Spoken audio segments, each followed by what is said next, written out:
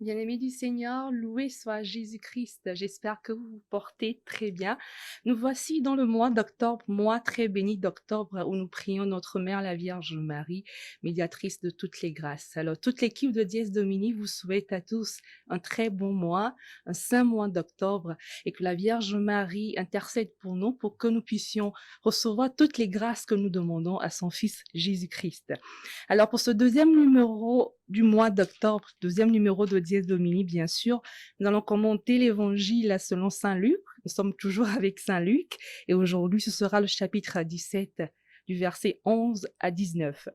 Et pour mieux nous faire comprendre cet évangile du 28e dimanche du temps ordinaire de la Nicée, j'ai avec moi le Père Christian, que vous connaissez déjà. Bonjour mon Père, bienvenue. Et notre nouvel invité, le Père Jean-Paul Sadé. Bonjour mon Père, Bonjour. soyez le bienvenu. Merci. Alors, comme je le disais tantôt, nous allons commenter l'évangile selon Saint Luc, chapitre 17, versets 11 à 19, et je vais demander au Père Jean-Paul de nous faire la lecture, et tout de suite après, on revient en studio pour les questions et les commentaires.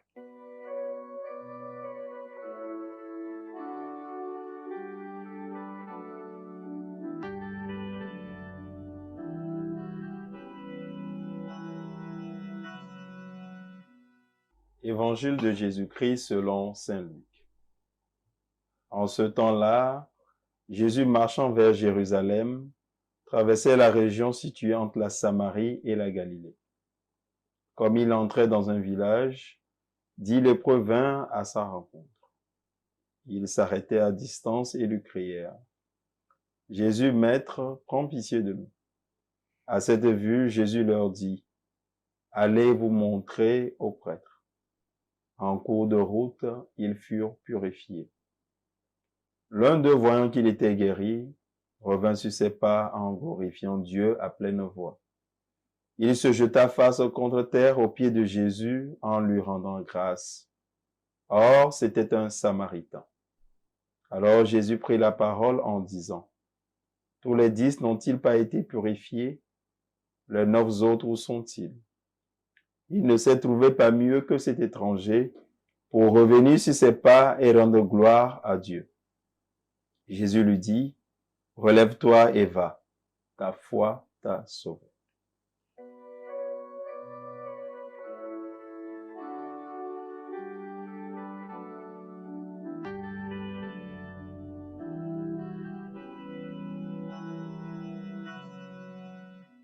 Merci mon Père pour la lecture de l'évangile. Alors, ma première question vous sera adressée.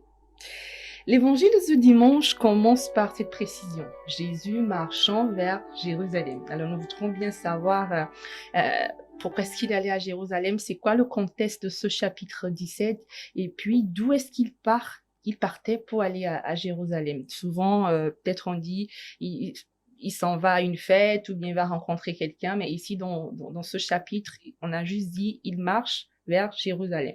Qu'est-ce qu'il va faire à Jérusalem? Alors Jérusalem, c'est la ville sainte. Tous les Juifs vont à Jérusalem. Ce n'est pas quelque chose d'assez extraordinaire. Mais ici, il faut comprendre en fait que Jésus marche vers Jérusalem, qui est la ville éternelle. Et il y a 3 dimanches passés, nous avions lu le chapitre 16. Et aujourd'hui, nous revenons en fait sur le chapitre 17. Pourquoi l'Église veut que nous revenions sur cet aspect? C'est pour nous montrer que Jésus, dans sa marche vers Jérusalem, où il sera crucifié et où il va subir le martyre, va devoir procéder à un certain nombre de guérisons sur le chemin. Je pense que plus tard, nous allons voir qu'il passe par la Samarie et la Galilée, qui sont des villes païennes. Donc, c'est important de pouvoir comprendre que cette ville-là, qui est la cité sainte pour tous les Juifs, représente le lieu de notre rédemption. D'accord, mais où est-ce qu'il quitte pour aller à Jérusalem? Alors, quand vous regardez un peu la carte, vous voyez en fait que Jésus, il doit passer par Tyr, Sidon.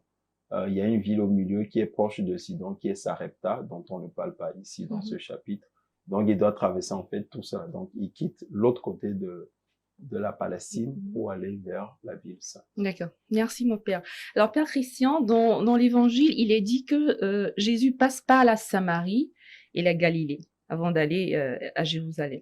Est-ce qu'il faut nécessairement passer par ces deux villes avant d'aller à Jérusalem ou bien c'est pas de façon fortuite, c'est parce qu'il sait qu'il doit aller faire quelque chose, c'est pour cela qu'il passe par ces deux villes. Est-ce qu'il y a d'autres routes pour aller pour se rendre à Jérusalem?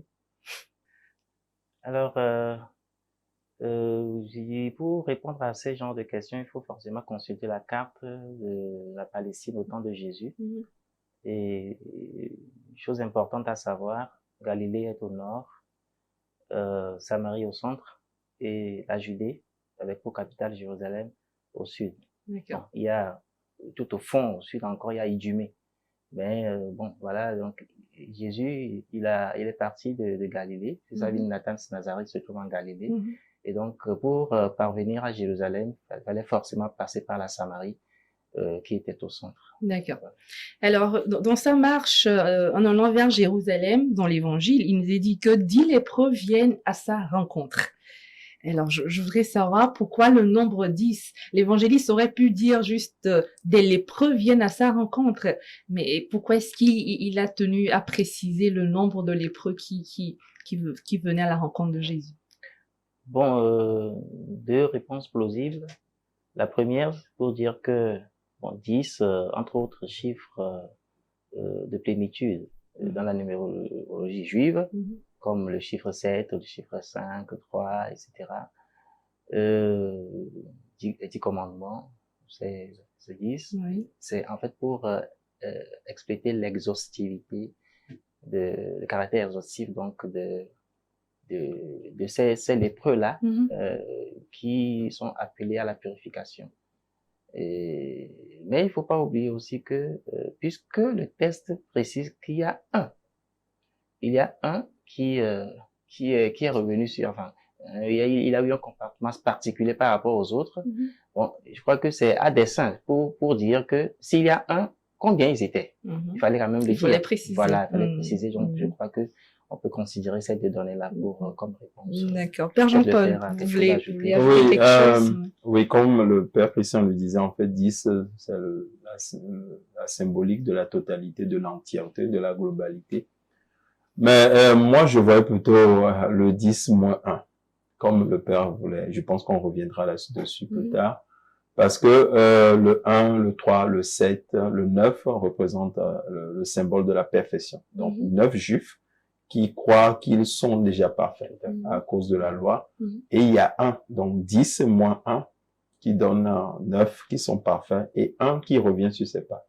Je pense que la suite du texte nous le dit. Bien sûr, bien sûr. Alors, pouvez-nous nous parler un peu de la condition sociale de ces lépreux au temps de Jésus? Quelle compréhension est-ce qu'on avait de la lèpre en ce moment-là? La lèpre, en fait, ça représente l'image du péché. Quand quelqu'un était vu comme un lépreux, il était mis à part.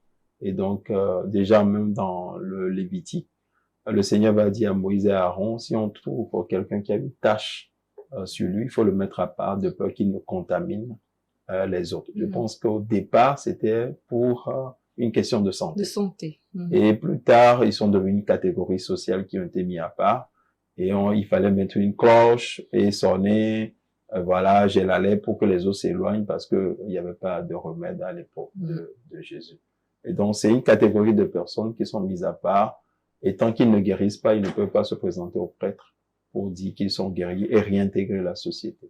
Voilà. Mais de base, c'est une maladie tout comme les autres maladies. Oui, mais à l'époque pour les Hébreux, avoir la lèpre, c'était comme si le Seigneur te punissait pour avoir commis un péché. Et donc, cette image est assez gravée pour eux. Donc, parce que tout le monde n'avait pas la lèpre. Mais celui qui avait la lèpre, c'est sûr qu'il avait commis une faute assez grave. Et donc, Dieu, pour le punir, le mettait d'une certaine manière. D'accord, oui. Père Jean-Christian, vous voulez rajouter quelque chose? Non, je crois que le Père a dit. D'accord. Alors, l'Évangile nous dit qu'ils s'arrêtèrent à distance et ils ont crié à Jésus. Jésus, Maître, prends pitié de nous. Alors, qu'est-ce que cela signifie, surtout le fait de faire appel à la pitié de Jésus et de l'appeler Maître? Est-ce qu'ils connaissaient déjà Jésus, en fait? Est-ce qu'ils connaissaient déjà Jésus, ces lépreux-là? Parce que s'il l'appelle par son nom, il l'appelle maître, ça suppose peut-être qu'ils ont entendu parler de lui, ou je ne sais pas, mais... Oui, dans les évangiles, on a souvent l'habitude d'écouter que le nom de Jésus se répandit dans toute la région, etc. En fait, ces miracles le précèdent partout où il allait. Donc, c'était quand même évident que ces lépreux-là aient entendu parler du Seigneur Jésus. Et donc, à distance déjà, comme je dis, ils ont crié. Ils ont crié. Je crois que j'aurais réussi sur une précision. On dit, Jésus était entre la Samarie et la Galilée. C'est-à-dire, justement, les lépreux, comme l'a dit le Père, c'était des parias. Donc, ils n'avaient pas le droit de citer dans les villes et dans les villages. Donc, ils étaient sur, on peut appeler les no man's land. Donc, c'est des endroits, c'est des frontières où il y avait pratiquement pas de personnes. C'est quelque part comme ça le Seigneur passait avec ses disciples quand les lépreux ont lancé le cri. Maître, aie pitié de nous. Aie pitié, pourquoi? Parce que de toute façon, ils savent que ils sont dans une situation désastreuse.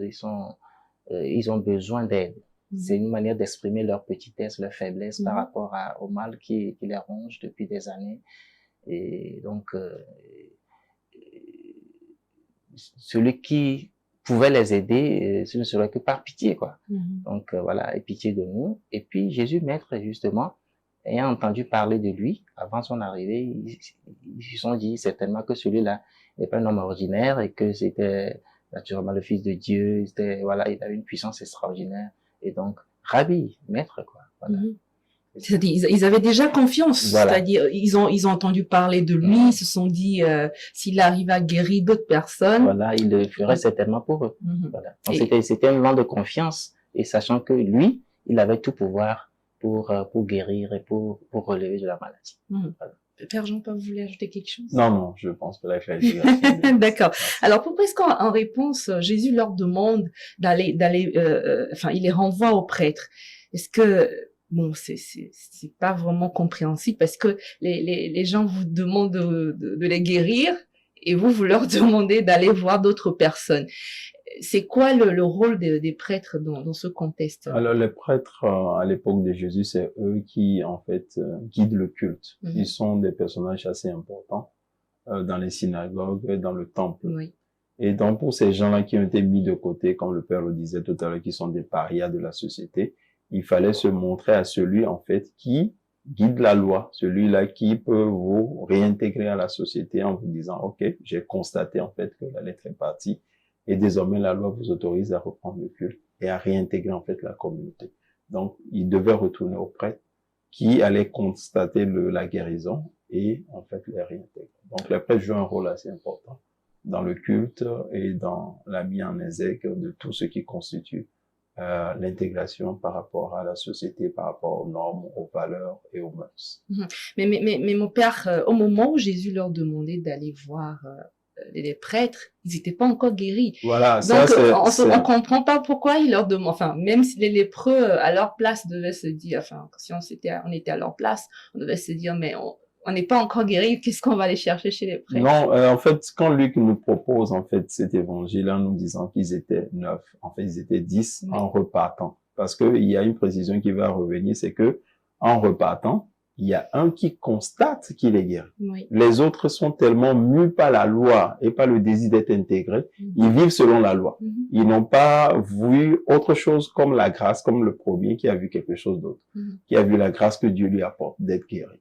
Ils étaient tellement pressés d'être intégrés que pour eux c'était le plus important. Allons vers le prêtre, allons vers les scribes, les maîtres de la loi, pour leur dire, voilà, on nous a dit de venir, nous sommes guéris, tout simplement.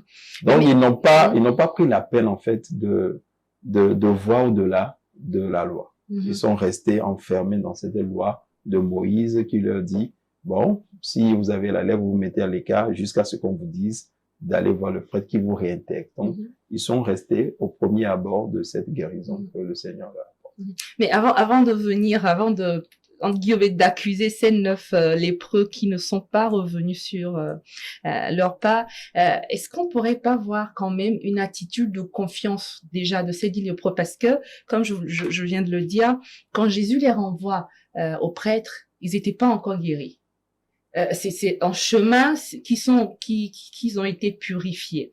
Donc déjà, si quelqu'un demande de mettre pitié et guérissez-nous enfin moi je veux comprendre en fait, parce que sur le champ ils sont pas guéris, mais quand même ils ont écouté Jésus et ils sont partis et c'est en cours de route qu'ils ont été purifiés.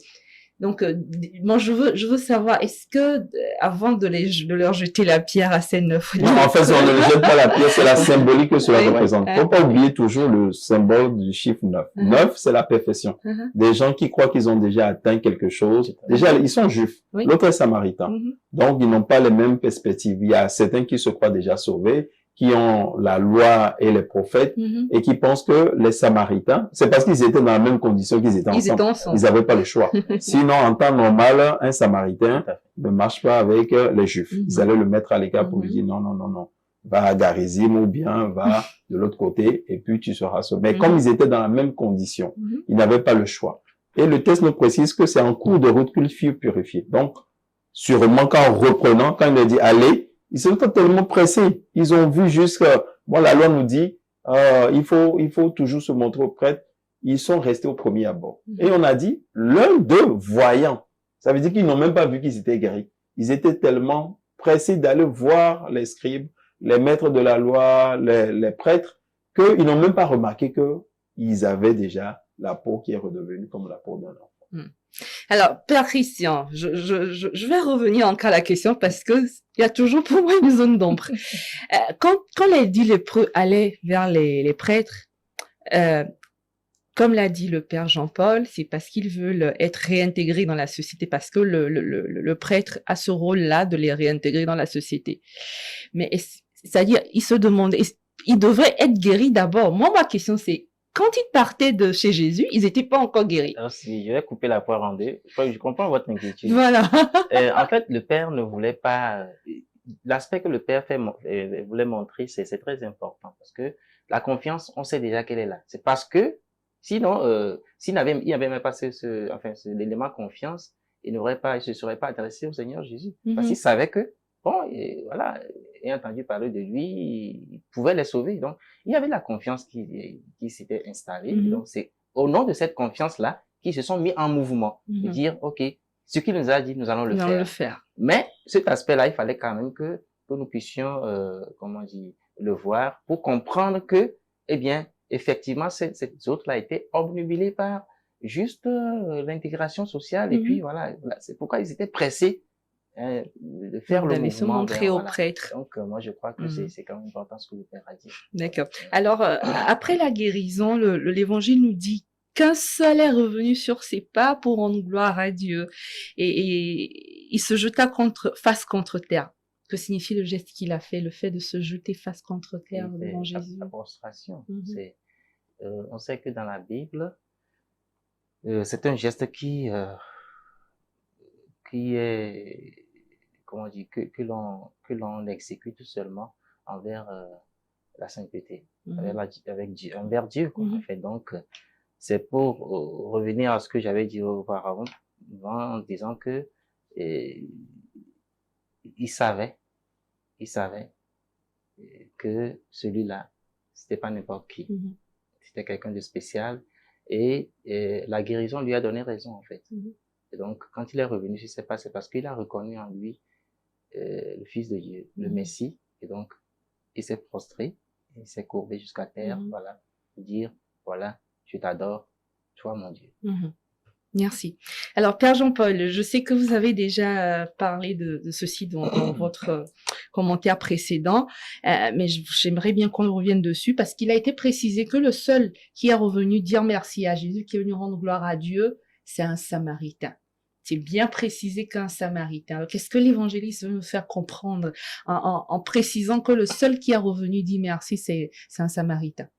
Alors, comme je le disais tantôt, il y a toujours un problème entre les Samaritains et puis les Juifs. C'est une querelle qui date, en fait.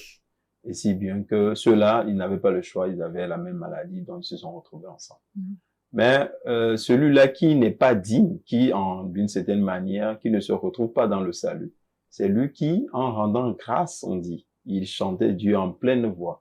Il revint sur ses pas, comme le Père le dit tout à l'heure. Il reste dans une attitude d'un être qui fini, qui se retrouve devant l'infini et qui se prosterne, qui reconnaisse d'une manière humble que Dieu a fait quelque chose dans sa vie. Normalement, les Juifs, les autres, qui savent que Dieu est le seul qui pourvoit à leurs besoins, devaient revenir sur leurs pas. Mais ils sont restés enfermés dans la perspective légale de la loi, du système, et ça leur suffisait. Ils étaient déjà suffisants en eux-mêmes. Ils n'ont pas vu la nécessité de venir rendre grâce.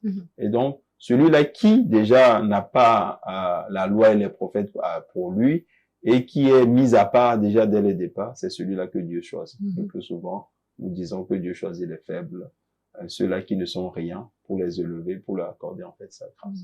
Alors, ce qu'on remarque, c'est que c'est pas la première fois qu'un Samaritain est mis en valeur dans l'évangile.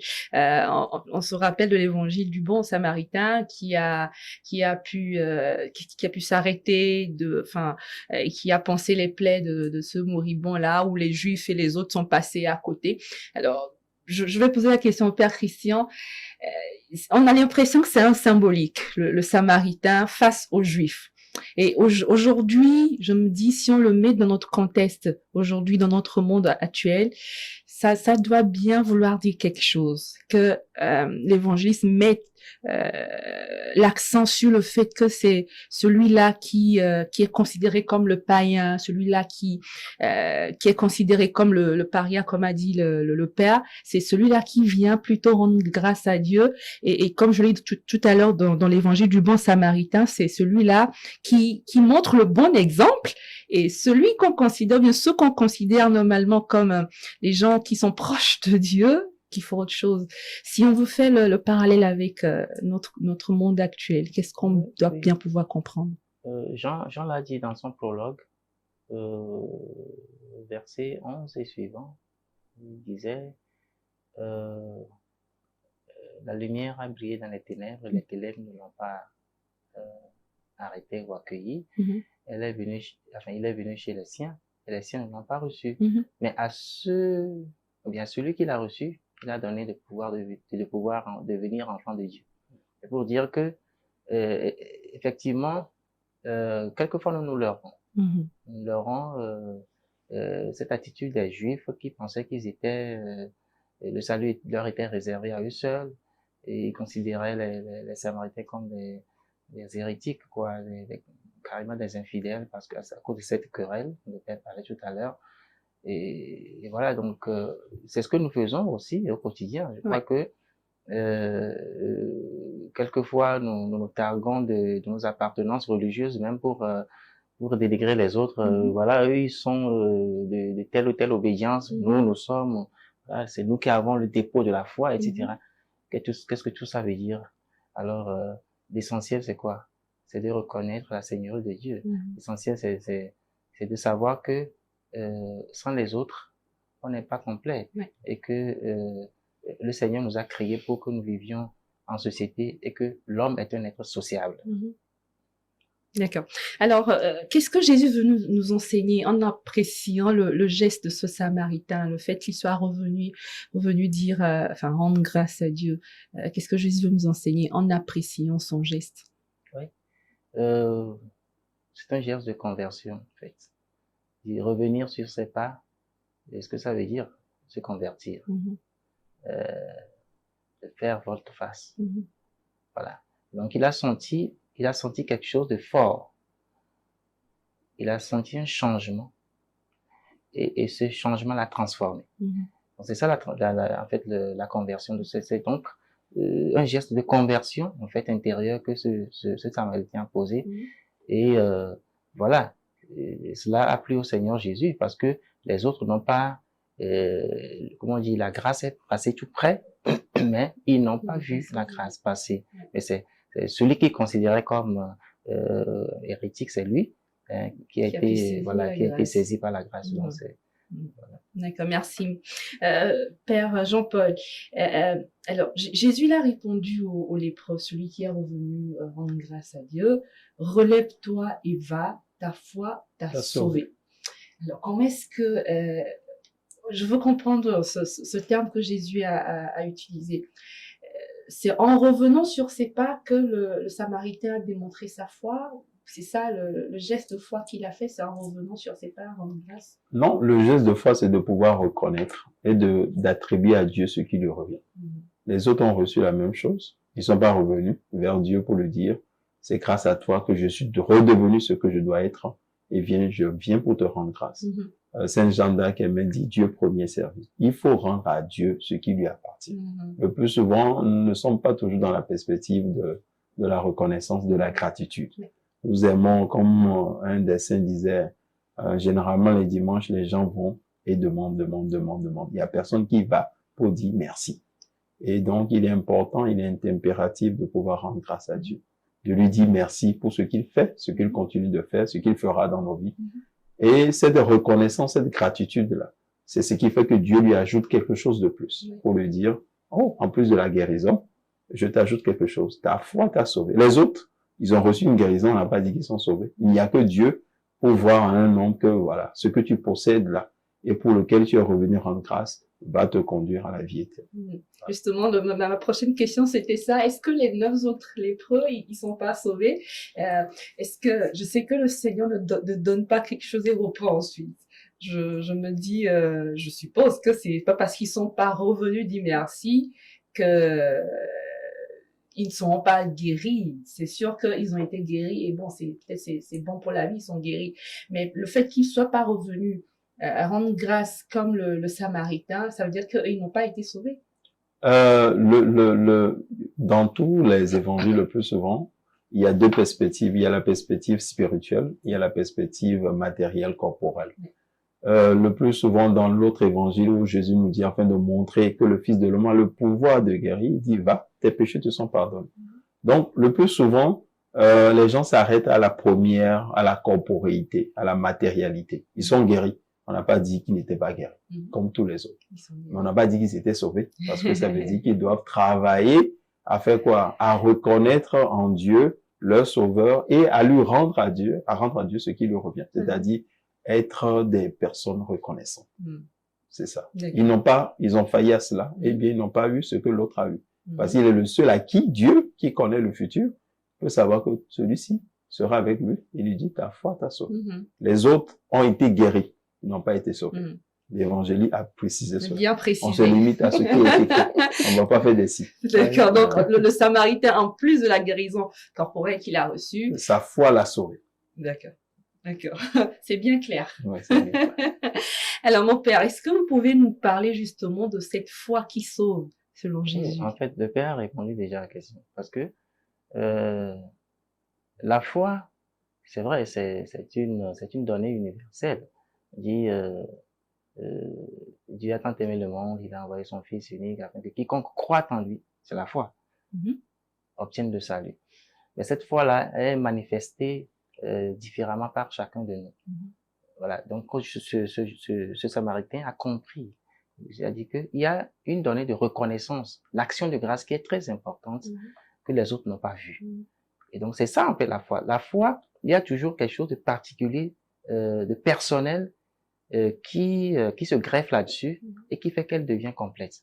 Et donc, quand on dit bon, ta foi t'a sauvé, ce n'est pas comme un bonbon qu'on peut distribuer à tout le monde. C'est chacun dans sa situation, dans une circonstance particulière, qui exprime cette foi-là et que le Seigneur Dieu, lui, dans sa comment dire, son omniscience, reconnaît comme étant valable, comme étant, comment on dit, laudative. Et nous, aujourd'hui, chrétiens, comment faire pour avoir cette foi qui sauve? Comment on fait pour avoir cette foi qui sauve? C'est vrai que dans nos prières, très souvent, on demande à Dieu, donne-nous la foi, augmentons-nous la foi. Et pour nous, très souvent, c'est déjà le fait de croire à la base que Jésus est le Christ, il est le Fils de Dieu. Pour nous, c'est la foi. Mais j'ai l'impression que cette foi dont parle Jésus, cette foi qui sauve, elle est différente, ou bien je sais pas, c'est dans une autre dimension, en fait. Comment est-ce qu'on peut avoir cette foi qui sauve, en Et fait? en fait, c'est ce que je disais. C'est-à-dire que ce n'est pas quelque chose d'écrit. Mhm. Je sais pas si c'est pas quelque chose d'écrit, hein, c'est pas, Une formule. C'est pas voilà, une il n'y a pas de formule. formule, Il comment faut on dit, c'est juste pas une appliquer. équation qu'on peut résoudre, on dit, voilà, et la formule à résoudre. Non, non, non. C'est un élan qui provient de l'être aimé Mhm. et que l'amant suprême reconnaît comme tel, en fait. Donc, euh, il faut à la base, euh, observer, les préceptes. Mhm. Il y a des choses très simples que le Seigneur Jésus a laissé comme commandement. Aime Dieu de tout ton cœur, aime ton prochain. Donc, en réalité, la foi passe par tout ça. Et celui qui veut démontrer sa foi, eh bien, il doit observer les commandements, pas seulement la loi, on dit, comment on dit, le légalisme, la loi passant par le légalisme, non, mais c'est-à-dire cet amour, hein, cet amour de Dieu et du prochain, et puis bon, tout ce qu'il y a tout autour que le Seigneur Jésus a laissé, hein, comme enseignement et comme exemple vivant, lorsque lui-même il enseignait durant son périple, etc. Voilà, c'est tout ça il faut observer. Et comme je l'ai dit, faut jamais oublier cet élan personnel. C'est important. Moi, je pense que euh, c'est un aspect à ne pas oublier. La foi est personnelle. Et donc, c'est chacun qui exprime à sa manière cette foi-là,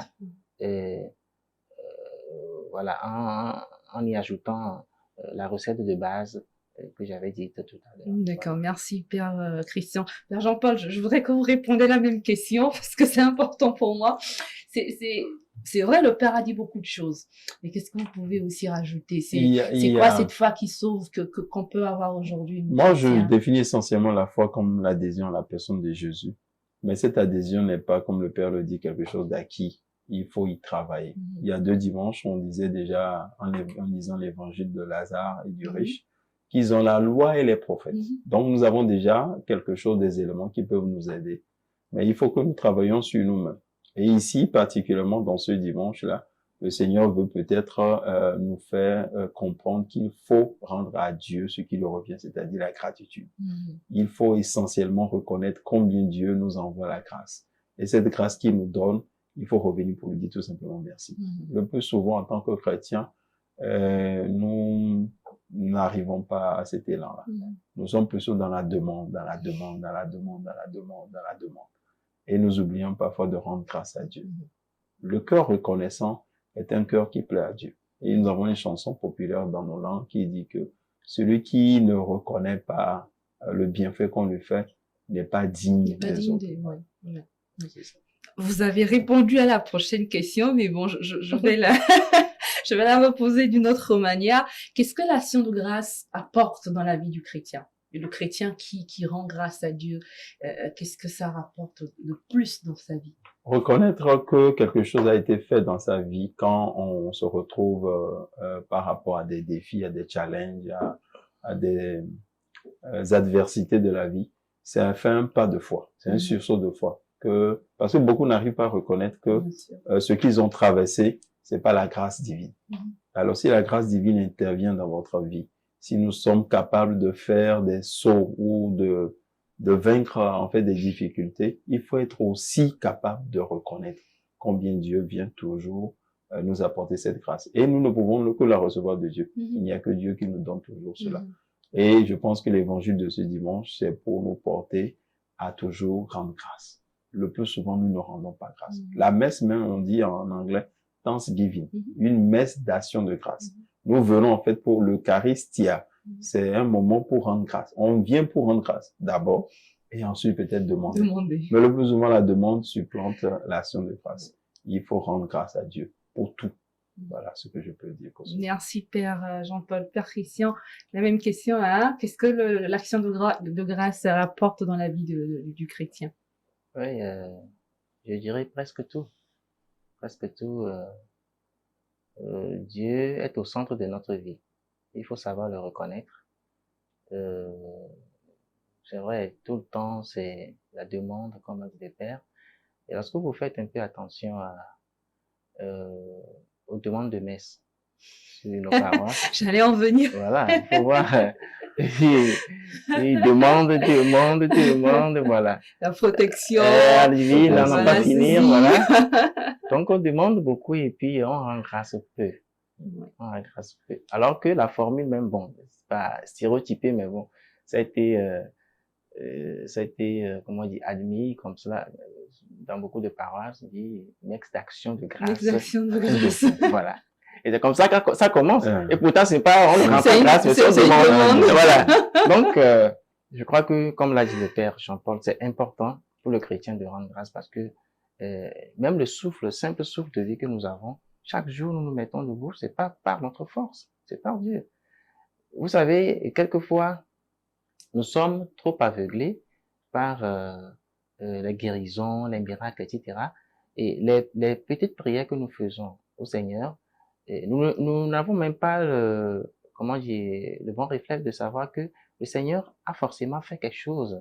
C'est l'aspect de la guérison du miracle que nous attendons, que nous ne voyons pas. Voilà. Et quand ce n'est pas arrivé, on pense que le Seigneur n'a pas fait. Mais à chaque prière, le Seigneur répond toujours favorablement. Et donc, il faut avoir les yeux de l'esprit, pouvoir reconnaître et puis dire, merci Seigneur. Il dit, Saint Paul a dit, tout est grâce. On lui dit, tout est grâce et rien n'est trop grave. Merci beaucoup, Padre. Alors, qu'est-ce qu'on peut retenir de cet évangile, Père Jean-Paul? Qu'est-ce que le Seigneur veut nous faire comprendre en ce dimanche? Moi, j'aime bien les paroles de Saint Paul qui dit, qu'est-ce que tu as que tu n'as pas reçu? Et si tu l'as reçu, pourquoi tu t'enorgueillis? Je pense que nous recevons tout de Dieu, comme le dit le Père Christian tout à l'heure, même le souffle de vie. Il y a quelqu'un qui aime blaguer pour dire, la dernière fois qu'il s'est retrouvé à l'hôpital, tu as vu pendant le temps du Covid, combien on a facturé l'oxygène. Wow. Alors que l'oxygène, c'est quelque chose que nous recevons. Gratuitement. Les Anglais disent qu'il ne faut pas prendre les choses pour granted, il ne faut pas prendre les choses pour acquis. Parfois, il faut revenir au maître de la vie pour lui dire, ne serait-ce que pour le souffle de vie, ne serait-ce que pour le fait d'être là dans ce plateau et de pouvoir partager cet évangile, que nous lui disons merci.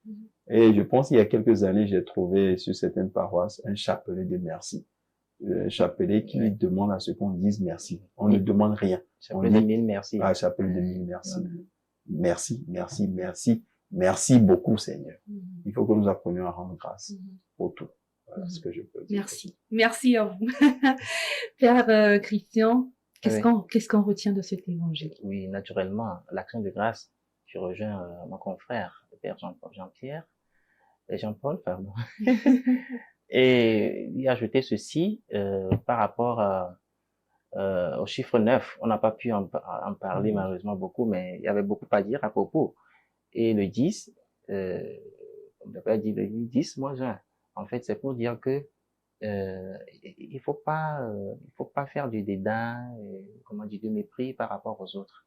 Il faut pas se considérer comme état, comment dire, propriétaire comment dire, du trésor du christianisme, comme même à le faire les catholiques dans certains milieux, excusez-moi de le dire. Et le Seigneur. Il n'y a pas que les catholiques. Ouais, l'esprit souffle où il veut. Ouais. Et il faut faire attention pour ne pas rejeter les autres et dire voilà, c'est nous qui sommes ci, c'est nous qui avons ceci, etc. Non. Il faut savoir que c'est ensemble que nous formons le peuple de Dieu. C'est ensemble que nous prions en assemblée. Et donc voilà, en plus de l'action de grâce, il faut savoir que ce n'est pas forcément ceux que nous considérons être proches du royaume qui le sont. Le Seigneur Jésus a dit un jour, je crois que c'est à la suite de la parabole sur les deux fils, dont l'un a répondu favorablement, il n'est pas allé, voilà, il a dit ensuite, faites attention parce que si vous ne savez pas faire, les prostituées et les publicains vous précéderont dans le royaume. C'est ce qu'on a vu tout à l'heure. Donc, un Samaritain qui est considéré comme, voilà, un hérétique, etc. C'est lui qui a été touché par la grâce du salut. Et donc, attention, et soyons, comment dire, modérés, miséricordieux, miséricordieux, tolérant. Tolérant. Merci, Pamela. Merci beaucoup, mon père. Alors moi, peut-être, je vais rajouter aussi que on ne devrait pas limiter Dieu parce que, comme c'est dit, les preux qui ont reconnu la puissance de Jésus, qui ont eu confiance, Tout à fait. qui savaient qu'il pouvait les guérir, ils ont demandé sa pitié. Ouais. Et il les a exaucés, il les a guéris. Le salut est universel. Mhm. Voilà. Donc, il faut pas l'oublier. Mhm. Mhm. Merci infiniment, mes pères. Merci pour le partage d'aujourd'hui. Que Dieu vous bénisse abondamment et bon retour chez vous. J'espère qu'on va vous revoir aussi, Père Jean-Paul, avant que vous ne repartez. Je l'espère, moi. Merci beaucoup, Père Christian, d'être passé. Merci. Merci à vous, chers téléspectateurs. Alors, vous l'aurez compris, en ce dimanche, le Seigneur nous appelle à l'action de grâce incessante dans nos vies. N'attendons pas que de grands miracles s'accomplissent dans nos vies d'abord, mais le souffle de vie qu'on a, le don de la santé qu'on a, tout cela suffit largement pour qu'on puisse dire merci au Seigneur chaque jour. Il fait tellement de choses, peut-être qu'on ne voit pas, des choses que nous, on se dit que c'est banal, mais il faut qu'on dise merci. Merci à Dieu pour tout ce qu'il fait. Merci pour ce qu'il fera pour nous. Voilà, c'est à ce à quoi le Seigneur nous appelle en ce dimanche. Merci de nous avoir suivis. On se retrouve la semaine prochaine sur la chaîne SMA Togo TV. D'ici là, portez-vous bien. Au revoir.